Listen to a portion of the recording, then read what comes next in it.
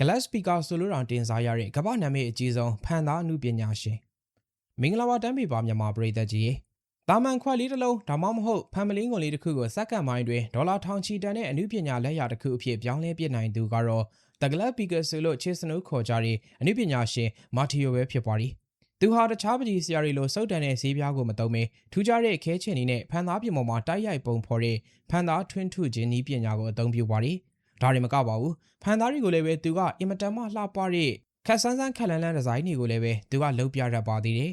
သူရဲ့လက်ရာတွေဟာဘားလွာလုံးနဲ့ဖန်သားပြင်ပေါ်မှာအလင်းနဲ့အမောင်ကိုပါးနှက်စွာအသုံးချပြီးလူပုံတွေတလိမ့်ဆန်ပုံတွေကိုတရုတ်မှန်တိုင်းအသက်ဝင်အောင်လုပ်ပြနိုင်တာကြောင့်မလို့ကြီးစုသူတွေအားလုံးကိုမှင်သက်သွားစေပါသည်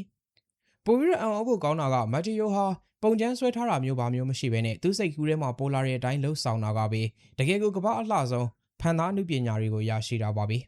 သူရဲ့လက်ရာတစ်ခုချင်းစီဟာတစ်ကမ္ဘာလုံးမှာတစ်ခုတည်းသာရှိတဲ့အမှုပညာလက်ရာတွေဖြစ်ပြီးဖန်သားရဲ့ကြည်လင်မှုနဲ့အမှုပညာနဲ့နေမှုကိုပေါင်းစပ်ပေးလိုက်တာမို့သူ့ကိုဖန်သားပြင်ပီကာဆိုလို့ခေါ်ဆိုကြပါသည်